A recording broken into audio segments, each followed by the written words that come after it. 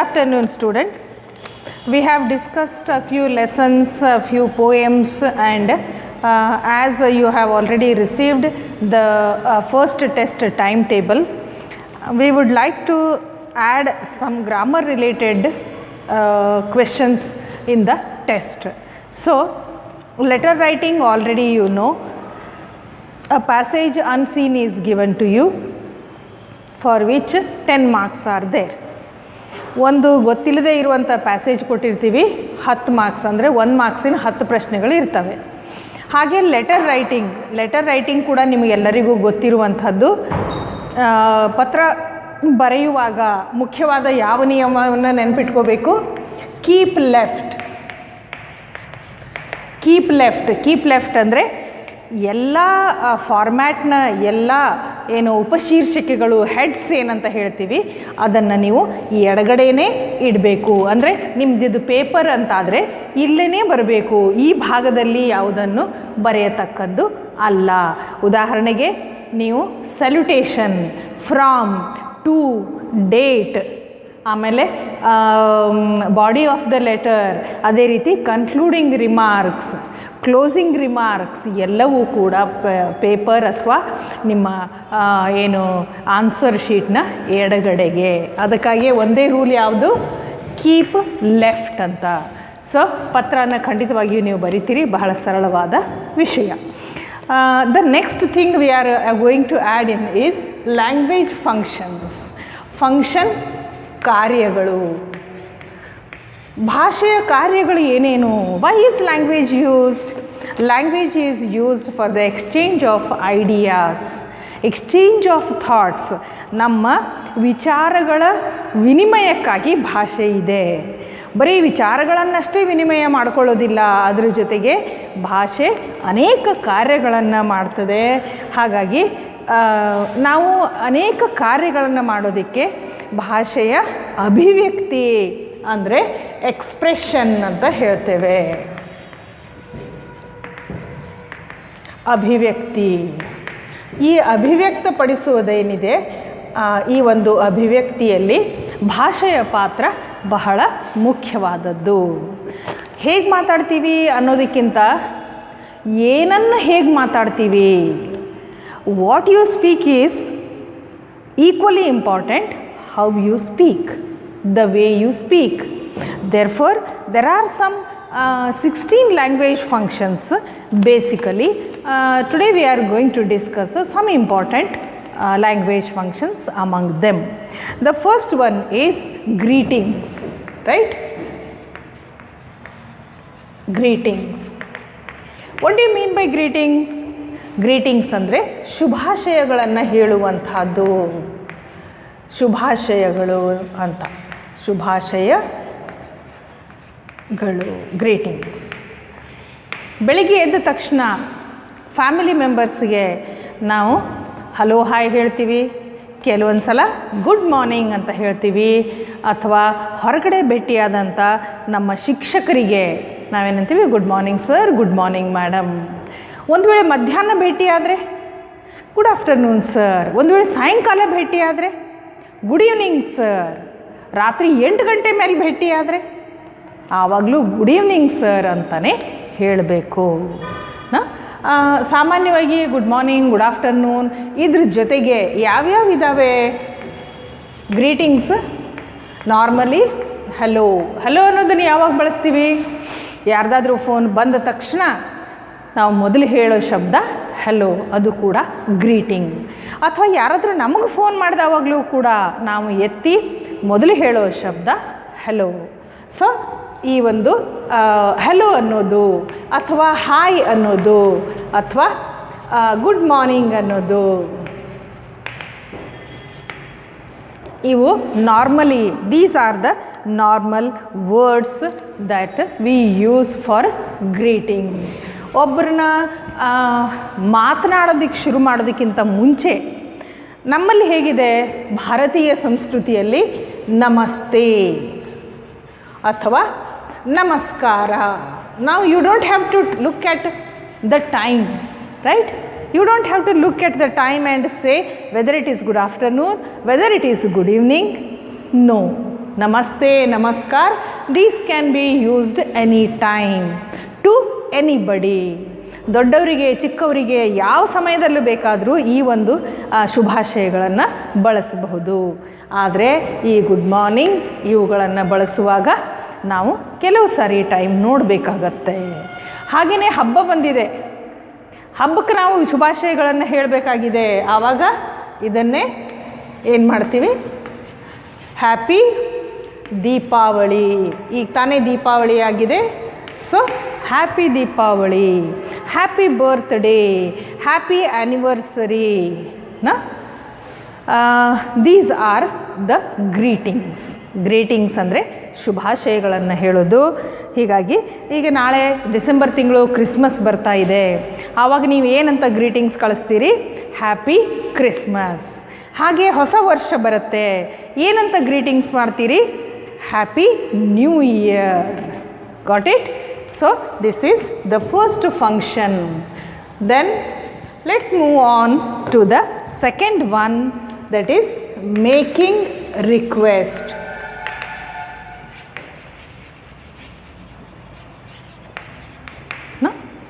ವಿನಂತಿಸುವುದು ಅಥವಾ ಪ್ರಾರ್ಥನೆ ಮಾಡಿಕೊಳ್ಳೋದು ಅಂತ. ಕೆಲವೊಂದು ಸಾರಿ ನಮಗೆ ಯಾರೋ ವಿನಂತಿ ಮಾಡಿ ಕೇಳ್ತಾ ಇರ್ತಾರೆ, ಕೆಲವೊಂದು ಸಾರಿ ನಾವು ಇನ್ನೊಬ್ಬರನ್ನು ವಿನಂತಿಸಿಕೊಳ್ತೇವೆ. ವಿನಂತಿಸಿಕೊಳ್ಳುವಾಗ ಸಾಮಾನ್ಯವಾಗಿ ಬಳಸುವಂತಹ ಶಬ್ದ ಯಾವುದು? ಪ್ಲೀಸ್. ಪ್ಲೀಸ್ ಅನ್ನುವಂಥದ್ದು. JRD ಟಾಟಾ ತಮ್ಮ ಒಂದು ಜೀವನ ಚರಿತ್ರೆಯಲ್ಲಿ ತಾವು ಜರ್ಮನಿಗೆ ಹೋದಂಥ ಒಂದು ಪ್ರಸಂಗವನ್ನು ಹೇಳ್ತಾರೆ. ಏನಾಯಿತು? He with his family went into a very famous restaurant, hotel. Then looking at the menu, he ordered for something and paid the money also.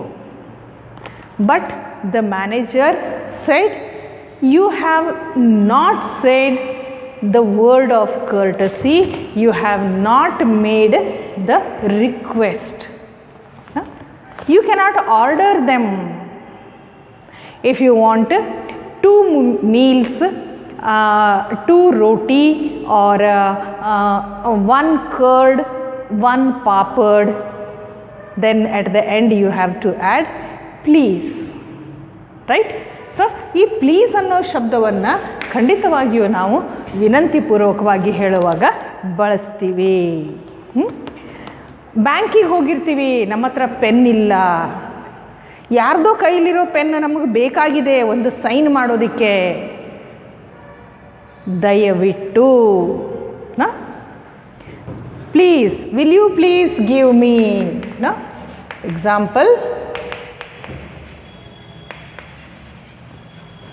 Will you please give me dash dash dash. ಬ್ಯಾಂಕಿಗೆ ಹೋಗಿದ್ದೀರಿ, will you please give me your pen. ಅಥವಾ will you give me your pen please. ನೀರು ಬೇಕಾಗಿದೆ, will you give me a glass of water. ಅಥವಾ give me a glass of water please. Give me a glass of water please. Can you help me in writing the notes. Help me in writing the notes, please. I would like to request you for repetition. ಶಿಕ್ಷಕರು ಹೇಳಿದ್ದು ಒಂದೊಂದು ಸಲ ಅರ್ಥ ಆಗೋದಿಲ್ಲ ಬೇಗ, ಅಥವಾ ಒಂದೇ ಸಲಕ್ಕೆ ಅರ್ಥ ಆಗೋದಿಲ್ಲ, ಆವಾಗ you may ask for repetition ಅಲ್ವಾ. ಆವಾಗ may I ask you for repetition, will you please repeat it once again ಅಂತ ನಾವು ವಿನಂತಿ ಮಾಡ್ಕೋಬೇಕು. ಈ ವಿನಂತಿಯ ಶಬ್ದ ಯಾವುದು? ಪ್ಲೀಸ್ ಅನ್ನೋದು. ಈ ಶಬ್ದದಿಂದಾಗಿ ನಿಮ್ಮ ಸೌಜನ್ಯ ಹೆಚ್ಚಾಗುತ್ತೆ, ಭಾಷೆ ಸುಂದರವಾಗುತ್ತೆ, ನೀವು ಕೇಳಿರುವಂಥ ಸಹಾಯ ಖಂಡಿತ ಸಿಗುತ್ತೆ. ನಾವು the third one is expressing gratitude. Expressing gratitude. Expressing gratitude. Gratitude ಅಂದರೆ ಕೃತಜ್ಞತೆ.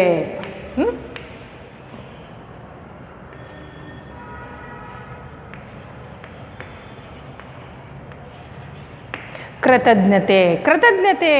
ಕೃತಜ್ಞತೆಯನ್ನು ಅರ್ಪಿಸುವುದು. ಯಾರಾದರೂ ನಮಗೆ ಸಹಾಯ ಮಾಡಿದವಾಗ ನಾವೇನು ಹೇಳಬೇಕಾಗಿದೆ? ಕೃತಜ್ಞತೆಯನ್ನು ಅರ್ಪಿಸಬೇಕಾಗಿದೆ. ಹೀಗಾಗಿ ಹಿಂದಿಯಲ್ಲಿ ಬರುವಂತಹ 3 ಪ್ರಮುಖ ಶಬ್ದಗಳ ಬಗ್ಗೆ ನಾವು ನೋಡ್ತೀವಿ. ಒಂದು ಪ್ಲೀಸ್, ಇನ್ನೊಂದು ಸಾರಿ, ಇನ್ನೊಂದು ಥ್ಯಾಂಕ್ ಯು ಅಲ್ವಾ? So this is related to expressing gratitude. When you have to express gratitude, the only word that you use is thank you. You can say thank you very much. You can say thanks a lot. You can say thanks. You can say thank you. ಇವೆಲ್ಲವೂ ಕೂಡ expressions. ಯಾವುದಕ್ಕೆ? Expressing gratitude. Thank you, thanks a lot, or thank you very much. Thank you very much. I am grateful to you. ತುಂಬ ಉಪಕಾರ ಮಾಡಿದಿರಿ, ನಾನು ನಿಮಗೆ ಆಭಾರಿಯಾಗಿದ್ದೇನೆ.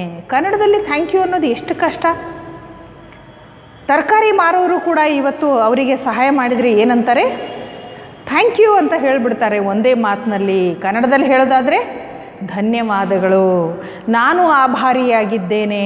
ಇಷ್ಟುದ್ದ ಹೇಳೋದಕ್ಕೆ ನಿಮಗೂ ಕಷ್ಟ, ಅವರಿಗೂ ಕಷ್ಟ, right? So therefore usually it is thank you for dear ones, ಸಮೀಪದವರಿಗೆ. Thanks a lot for a very good help.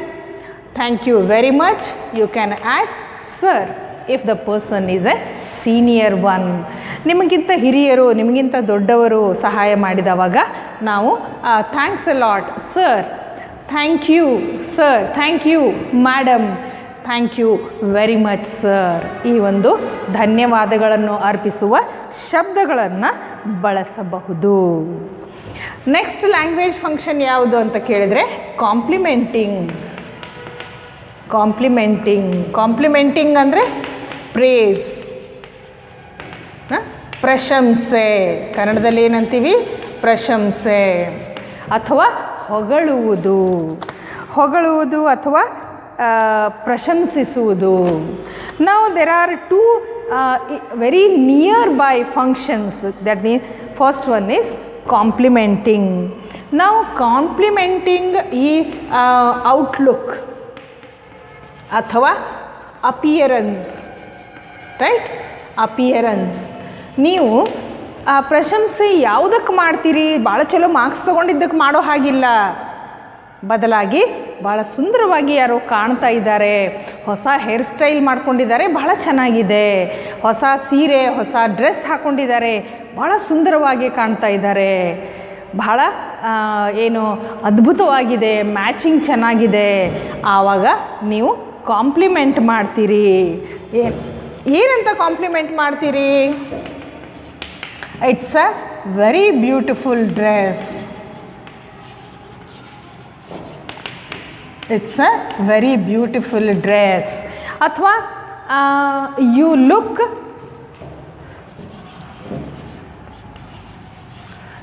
Look gorgeous in this style. ಬಹಳ ಸುಂದರವಾಗಿ ಕಾಣ್ತಾ ಇದೆಯಾ ಈ ಸ್ಟೈಲ್ನಲ್ಲಿ, ಅಥವಾ ಈ ಹೇರ್ ಸ್ಟೈಲ್ನಲ್ಲಿ ಅದ್ಭುತವಾಗಿ ಕಾಣ್ತಾ ಇದೆಯಾ, ಈ ಡ್ರೆಸ್ಸು ತುಂಬ ಚೆನ್ನಾಗಿದೆ, ಅಥವಾ ಈ ಡ್ರೆಸ್ಸು ನಿಮಗೆ ಸುಂದರವಾಗಿ ಕಾಣ್ತಾ ಇದೆ. What is the meaning of complimenting here? Complimenting means you are praising the person, their appearance. ಬಹಳ ಸುಂದರವಾಗಿದೆಯಾ, you are very smart, you are very handsome, your personality is very appealing, and it's a very beautiful dress, you look gorgeous, you look so beautiful, you look so young. ಇವೆಲ್ಲವೂ ಕೂಡ ಒಬ್ಬ ವ್ಯಕ್ತಿಯ ಹೊರನೋಟ, ಬಾಹ್ಯವನ್ನು ಪ್ರಶಂಸೆ ಮಾಡೋದು. You are appreciating the outlook or the appearance. Dress ಅಥವಾ ಸ್ಟೈಲನ್ನು ಹೊಗಳುವಂಥದ್ದು. This is complimenting. Next one is congratulating, which is very near. Congratulating. Congratulating. Now congratulating ಅಂದರೆ ಏನು? ಅಭಿನಂದಿಸುವುದು. ಅಭಿನಂದಿಸುವುದು ಯಾವುದಕ್ಕಾಗಿ? ಸಾಧನೆಗಾಗಿ. For achievement you are congratulating. What are the words we use for congratulating? For example, congrats, no? Congratulations,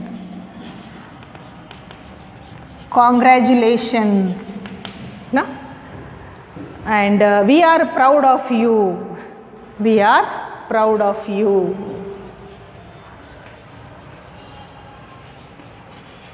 No? We are proud of you. Okay, congratulations. ಆಮೇಲೆ ಇದ್ರ ಜೊತೆಗೇನೆ ಇನ್ನೊಂದು simple ಆಗಿರೋದನ್ನು ಏನು ಹೇಳ್ಬೋದು? Well done. ಯಾರಾದರೂ CET ಪರೀಕ್ಷೆಯಲ್ಲಿ ಅತ್ಯುತ್ತಮ ಅಂಕಗಳನ್ನು ಪಡೆದಿರ್ತಾರೆ, JEE ನೀಟ್ ಪರೀಕ್ಷೆಯಲ್ಲಿ ಬಹಳ ಕಡಿಮೆ ಅಂಕಗಳು ಅಂದರೆ ರ್ಯಾಂಕಿಂಗ್ನಲ್ಲಿ ಪಾಸ್ ಆಗಿರ್ತಾರೆ, ಆವಾಗ ಹತ್ತಿರದವರಿಗೆ ನೀವು friends and relatives, you can say congrats. If the person is a senior one, then you can say congratulations sir. You can say we are proud of you, we are all proud of you students, no? Well done, ಬಹಳ ಒಳ್ಳೇದು ಮಾಡಿದ್ರಿ, ಬಹಳ ಚಲೋ, ನಿಮ್ಮ ಸಾಧನೆ ಅದ್ಭುತವಾಗಿದೆ ಅಂತ ಹೇಳಬಹುದು.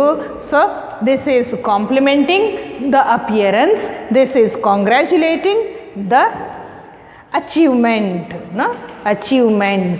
ಅಚೀವ್ಮೆಂಟನ್ನು ಕಾಂಗ್ರ್ಯಾಚುಲೇಟ್ ಮಾಡ್ತೀವಿ, ಸಾಧನೆಯನ್ನು ನಾವೇನು ಮಾಡ್ತೀವಿ?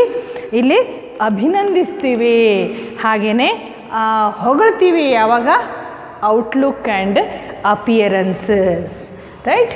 There are other language functions. The next one let us see is,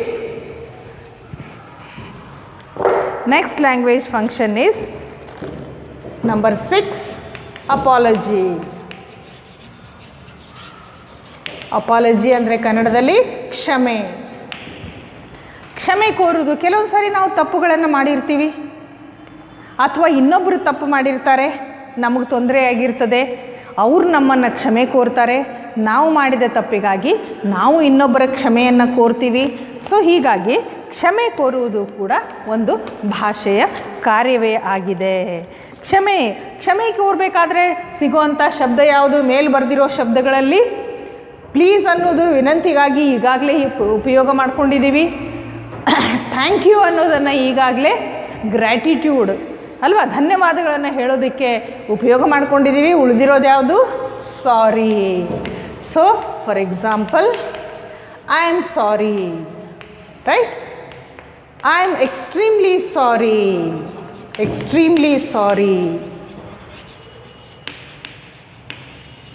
right? No? I am extremely sorry. Athwa I apologize. No? I apologize. ನಾನು ಕ್ಷಮೆ ಕೇಳ್ತೀನಿ. ಸಾಮಾನ್ಯವಾಗಿ ನಾವೇನಂತೀವಿ? I am sorry. Friends and relatives, ಬಹಳ ಹತ್ತಿರದಲ್ಲಿರೋರಿಗೆ, ನಮ್ಮ ವಯಸ್ಸಿನಲ್ಲಿ ಇರುವಂಥವ್ರ ಜೊತೆ ಮಾತಾಡುವಾಗ I am sorry dear, sorry ಯಾರ್. ಆಮೇಲೆ I am extremely sorry if you have done a blunder. ಬಹಳ ದೊಡ್ಡ ತಪ್ಪಾಗಿಬಿಟ್ಟಿದೆ. 50,000 ಬರೆಯುವಲ್ಲಿ 1 0 ಜಾಸ್ತಿ ಹಾಕಿದರೆ ಏನಾಯಿತು? 5 ಲಕ್ಷ ಆಯಿತು. This is a blunder. No? ಅಥವಾ 1 0 ಕಡಿಮೆ ಹಾಕಿದರೆ ಏನಾಯಿತು? 5,000. Therefore when you have done a blunder, you should say extremely sorry. ಏನೋ ತೊಗೊಂಡು ಬರುವಾಗ ಚೆಲ್ಲಿ ಹೋಯಿತು, ಇನ್ನೊಬ್ಬರ ಅಂಗಿ ಮೇಲೆ ಬಿತ್ತು, ಬಹಳ ಕೆಟ್ಟದಾದ ಅನುಭವಗಳಾಗ್ತಾ ಇರ್ತವೆ. ಆಫುಲಿ ಸಾರಿ, ಎಕ್ಸ್ಟ್ರೀಮ್ಲಿ ಸಾರಿ. ಹಾಗೆ ಐ ಅಪೊಲೊಜೈಸ್, ಇದು ಪುಸ್ತಕೀಯ ಭಾಷೆಯಲ್ಲಿ ಒಂದು ಪತ್ರದಲ್ಲಿ ನಾವು ಕ್ಷಮೆ ಕೇಳಬೇಕಾಗಿದೆ, ಆವಾಗ I am sorry, I am extremely ಸಾರಿ ಅನ್ನೋದಕ್ಕಿಂತ ಐ ಅಪೊಲೊಜೈಸ್, ನಾನು ಮಾಡಿದ ಕಾರ್ಯಕ್ಕೆ ನಾನು ಕ್ಷಮೆ ಕೇಳ್ತೇನೆ. ಕ್ಲಾಸ್ನಲ್ಲಿ ಕೆಲವೊಂದು mischievous, some students are very much mischievous. So usually they create nuisance. ಗಲಾಟೆ ಮಾಡ್ತಾ ಇರ್ತಾರೆ, ಆಮೇಲೆ ತೊಂದರೆ ಕೊಡ್ತಾ ಇರ್ತಾರೆ. ಆವಾಗ ಶಿಕ್ಷಕರು ಅವ್ರನ್ನ ಎದ್ದು ನಿಲ್ಲಿಸಬಹುದು ಅಥವಾ ಕ್ಲಾಸ್ನಿಂದ ಹೊರಗೆ ಹಾಕಬಹುದು, ಕ್ಷಮಾಪಣೆ ಪತ್ರವನ್ನು ಬರೆದು ಕೊಡು ಅಂತ ಹೇಳ್ಬೋದು.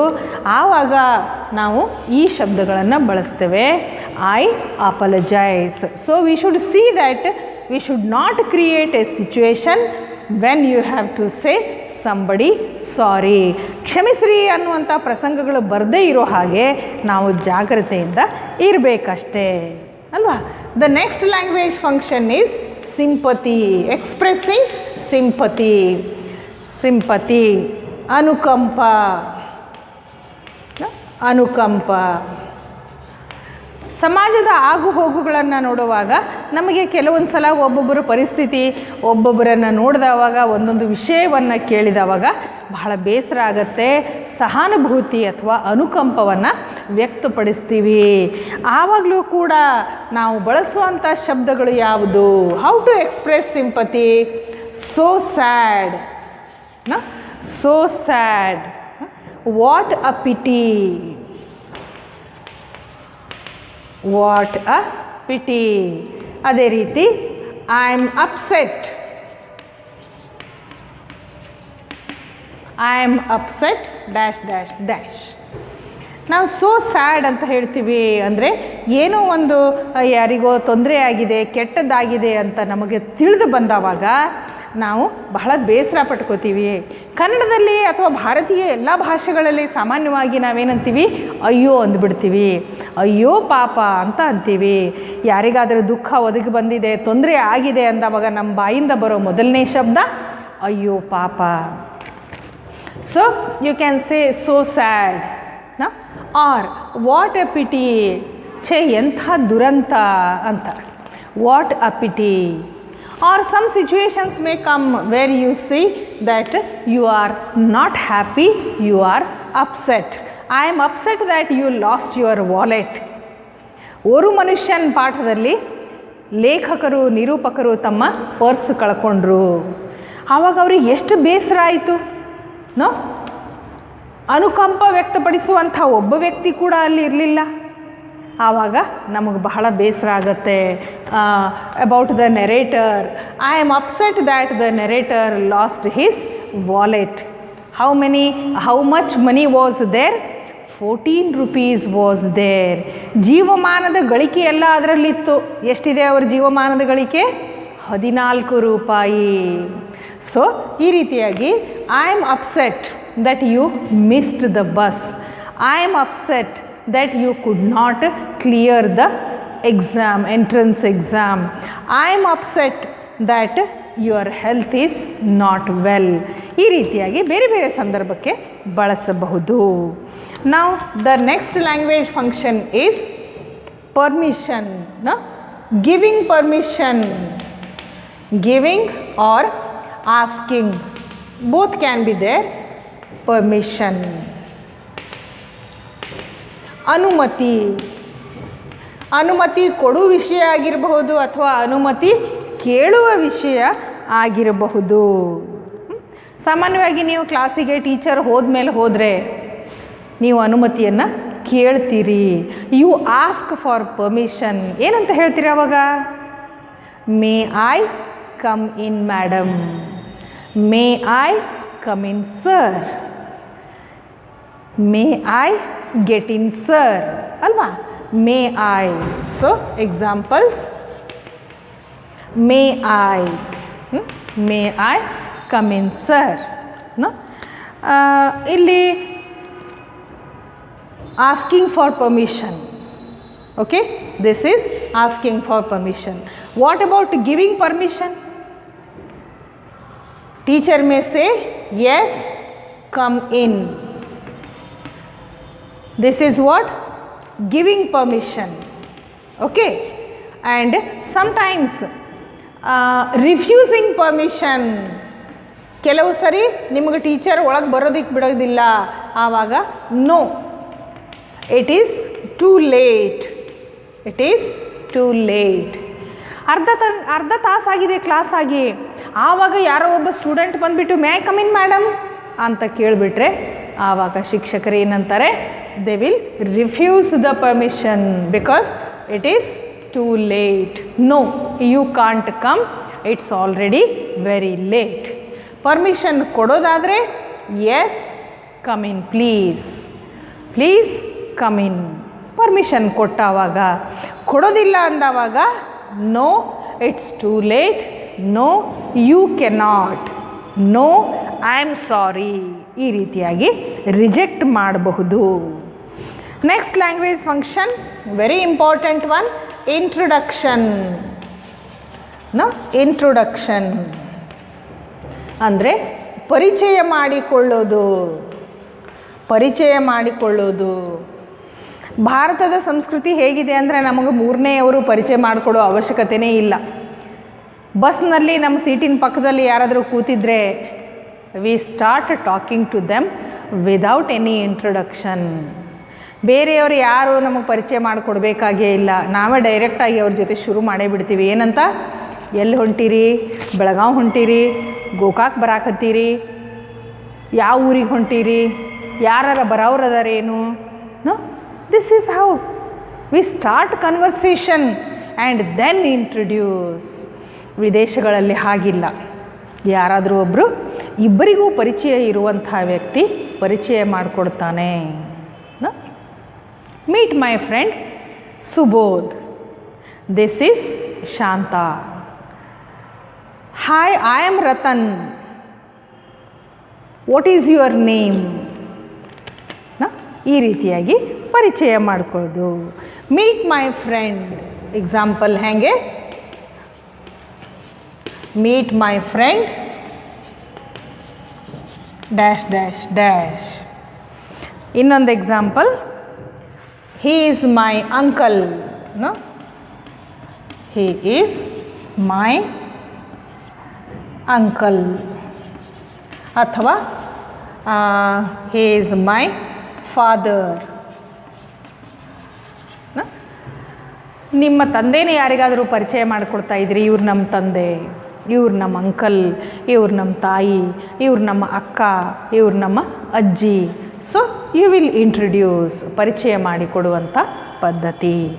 Meet my friend dash dash dash, meet my friend Ratan, meet my friend ಅಕ್ಸಾ, meet my friend Farhan.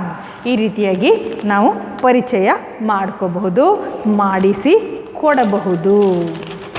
So these are some of the language functions. Let's continue with few more.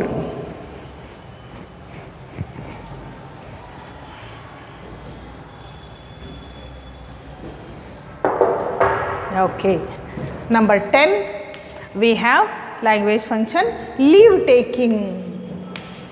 Leave taking.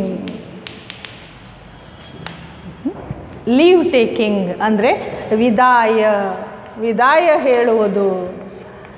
ಭೇಟಿ ಆದಮೇಲೆ ಮಾತಾಡ್ತೀವಿ, ಮಾತಾಡಿ ಮುಗಿದ ಮೇಲೆ ಒಬ್ಬರಿಂದ ಒಬ್ಬರು ವಿದಾಯ ಹೇಳಬೇಕು, ದೂರ ಹೋಗಲೇಬೇಕು. When you talk to one another for some time, then you have to take leave of one another. That is also called as ending conversation. Ending conversation, ಮಾತುಕತೆಯನ್ನು ಮುಕ್ತಾಯ ಮಾಡೋದು. 5 ನಿಮಿಷ ಮಾತಾಡ್ತೀವಿ, ಆಮೇಲೆ ಮುಕ್ತಾಯ ಮಾಡುವಾಗ ಏನಂತ ಹೇಳ್ತೀವಿ, okay see you, okay see you, bye, good night, see you later, see you in the evening, see you in the evening, etc. ಏನೇನು ಹೇಳ್ಬೋದು, see you soon, see you soon ಮತ್ತೆ ಬೇಗ ಭೇಟಿ ಆಗೋಣ, ಅಥವಾ see you ಆಯ್ತು ಸಿಗೋಣಂತೆ, ಬಾಯ್, good night. ಒಂದು ವೇಳೆ ನೀವು ಸಾಯಂಕಾಲ ಭೇಟಿಯಾಗಿದ್ದರೆ, ರಾತ್ರಿ ಭೇಟಿಯಾಗಿದ್ದರೆ, leave taking or ending the conversation would be bidding good night. ಆಯಿತು, ಗುಡ್ ನೈಟು, ಸಿಗೋಣ ಅಂತ. ಅಥವಾ ಸಿ ಯು ಲೇಟರ್, ನಂತರ ಭೇಟಿ ಆಗ್ತೀನಿ, ಸ್ವಲ್ಪ ಅವಸರದಾಗದೀನಿ. When you are in some hurry, so you will talk for a minute or two and then you say see you later, ಆಯ್ತು ತಗೋ ಆಮೇಲೆ ಸಿಗೋಣ. ಅಥವಾ see you in the evening, see you in the class, see you in the function, see you in the program. ಆಯ್ತು ತಗೋ, ಫಂಕ್ಷನ್ನಾಗ ಭೇಟಿ ಆಗೋಣ, ಕ್ಲಾಸ್ನಾಗ ಭೇಟಿ ಆಗೋಣ, ಮನೆಯಾಗ ಭೇಟಿ ಆಗೋಣ ಅಂತ ನಾವು we may take leave or end the conversation, ನಮ್ಮ ಸಂಭಾಷಣೆಯನ್ನು ಸರಿಯಾಗಿ ಮುಗಿಸಬಹುದು. Right. Next language function, request for repetition.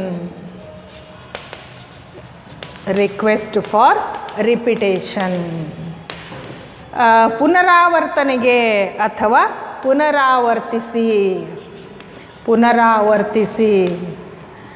ಕೆಲವು ಸರಿ ಟೀಚರ್ಸ್ ಹೇಳಿರೋದು ನಮಗೆ ಅರ್ಥ ಆಗಿರೋದಿಲ್ಲ, ಸುಮ್ಮನೆ ಇದ್ಬಿಟ್ರೆ ನಮಗೆ ಅರ್ಥ ಆಗೋದೇ ಇಲ್ಲ. ಮನೆಯಲ್ಲಿ ಫ್ರೆಂಡ್ಸನ್ನ ಕೇಳೋಣ ಅಂತಂದರೆ ಅವರಿಗೂ ಅರ್ಥ ಆಗಿರಲಿಕ್ಕಿಲ್ಲ. So what is the best way? The best way is to request for repetition. When you are requesting for repetition, you have to request only. Now, what are the words used here? Will you please? Now, will you please repeat? Will you please repeat? ಕೆಲವೊಬ್ಬರು phone number ಹೇಳ್ತಾರೆ, 2 ಅಂಕಿಗಳನ್ನು ನೀವು ಮರ್ತೇ ಬಿಟ್ಟಿರ್ತೀರಿ, confusion ಇದೆ. Will you please repeat the numbers once again? Okay. ಅಥವಾ teacher ಹೇಳಿರೋದು ಯಾವುದೋ ಒಂದು ಗಣಿತ ಅರ್ಥ ಆಗಿಲ್ಲ, ವಿಲ್ ಯು ಪ್ಲೀಸ್ ರಿಪೀಟ್, ಇನ್ನೊಂದು ಸಾರಿ ದಯವಿಟ್ಟು ಅದನ್ನು ಹೇಳ್ತೀರಾ? ಅಥವಾ will you please repeat once again, ಇನ್ನೊಂದು ಸಲ ಒನ್ಸ್ ಅಗೇನ್. ಅಥವಾ ಇನ್ನೂ ಸಿಂಪಲ್ಲಾಗಿ ಹೇಳಬೇಕು ಅಂದರೆ I beg your pardon, I beg your pardon. ದಯವಿಟ್ಟು ಕ್ಷಮಿಸಿ ಅಂದರೆ ಅರ್ಥ ಏನು? ನೀವು ಹೇಳಿದ್ದು ನನಗೆ ಅರ್ಥ ಆಗಿಲ್ಲ, ಇನ್ನೊಂದು ಸಾರಿ ಹೇಳ್ರಿ. Okay. So will you repeat sir? ಆಮೇಲೆ ನಿಮಗೆ ಅರ್ಥನೇ ಆಗಿಲ್ಲ ಅಂದರೆ ನೀವು ಇನ್ನೊಂದು ಹೇಳ್ಬೋದು, sorry I couldn't follow. I couldn't follow. ನೀವು ಹೇಳಿದ್ದನ್ನು ನನಗೆ ಅರ್ಥ ಮಾಡ್ಕೊಳ್ಳೋಕ್ಕೆ ಆಗಿಲ್ಲ, ನನಗೆ ಅರ್ಥ ಆಗಿಲ್ಲ. Sorry I couldn't follow.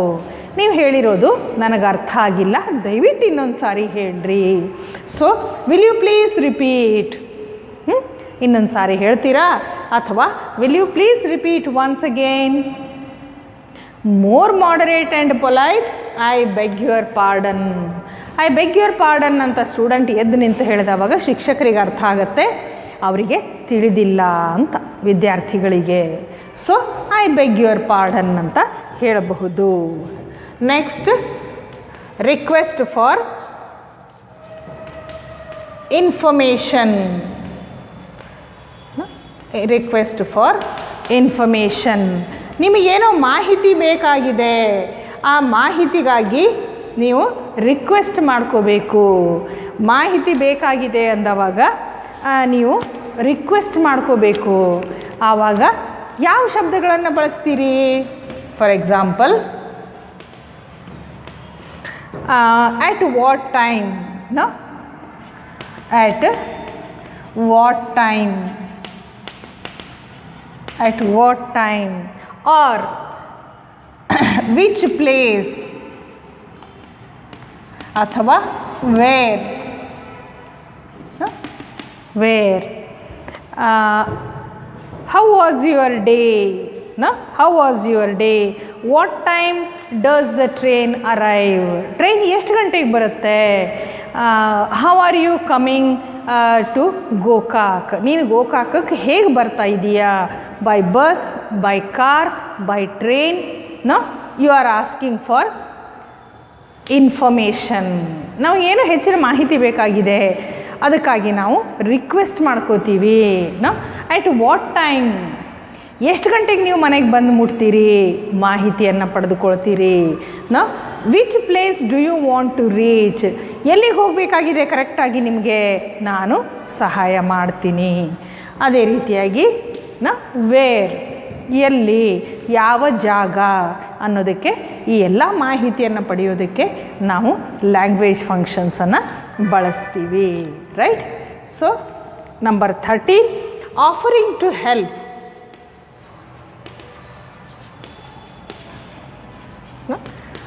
Offering to help and request for help.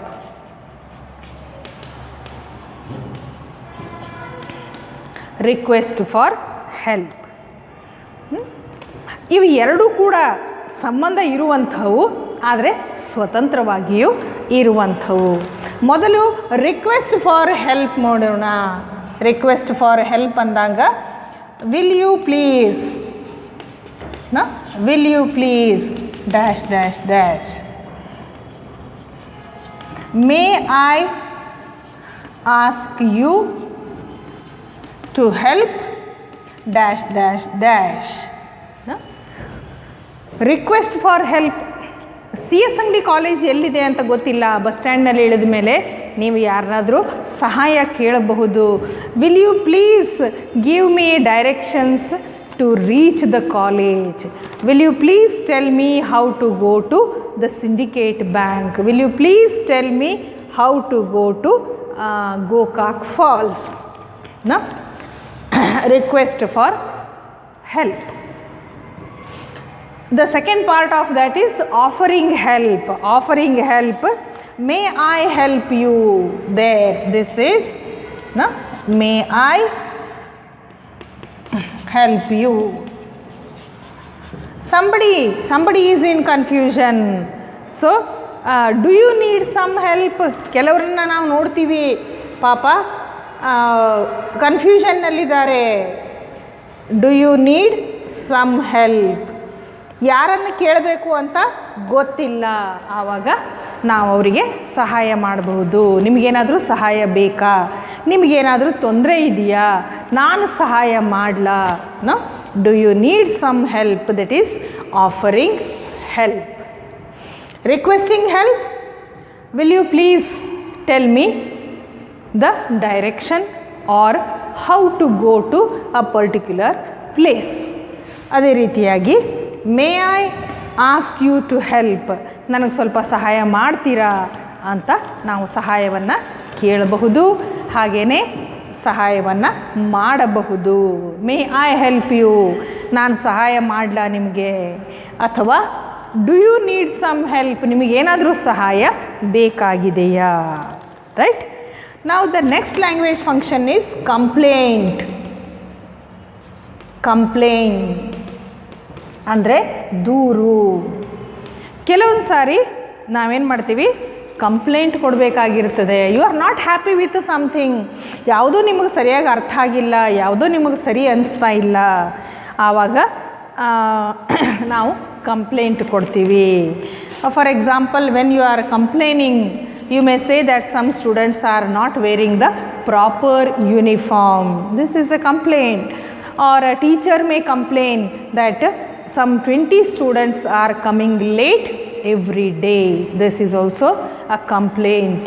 Or the bell rings prior 5 minutes or after 5 minutes of the time.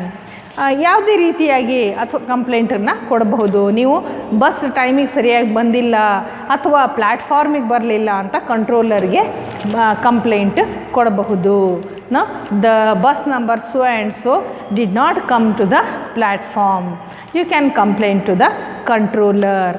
ಅಥವಾ ಅಂಗಡಿಯವರಿಗೆ ನೀವು ಕೊಟ್ಟಿರುವಂಥ ವಸ್ತು ಚೆನ್ನಾಗಿಲ್ಲ ಅಂತ ಕೂಡ ಕಂಪ್ಲೇಂಟ್ ಕೊಡಬಹುದು.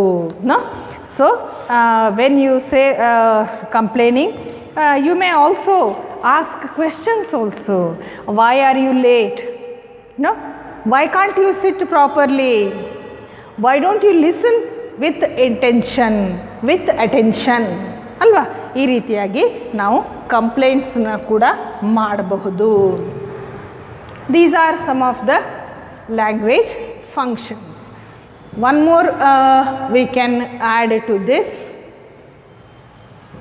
one or two are also there, that is asking for preference. No, asking for preference.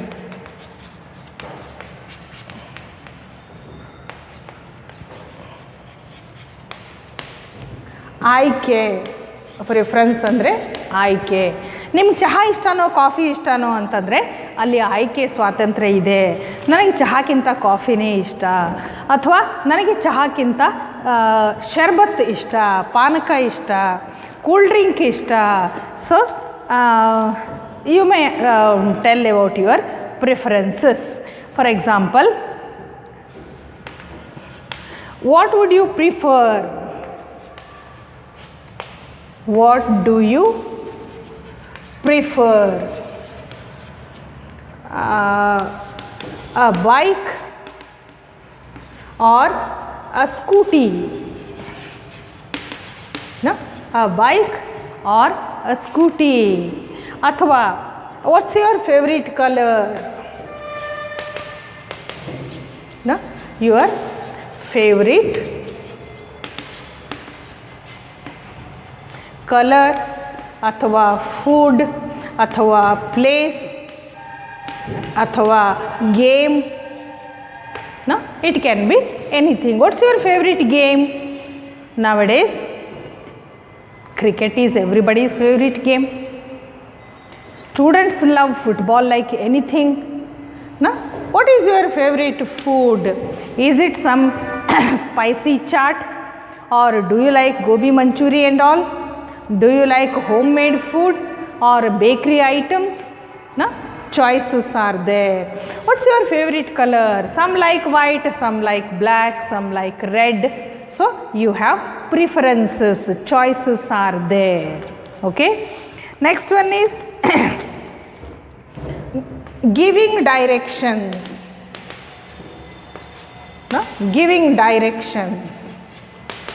Giving directions ಅಂದರೆ ಮಾರ್ಗದ ಬಗ್ಗೆ ಅಥವಾ ಯಾವುದೇ ಒಂದು ವಿಷಯದ ಬಗ್ಗೆ ನಿಮಗೆ ಗೊತ್ತಿರೋದನ್ನು ಹೇಳೋದು. So you may somebody asks you how to go to CS Angadi college. What would you say? You may say go straight, turn left near the circle, Valmiki circle. No? Go right for 2 minutes and then turn left.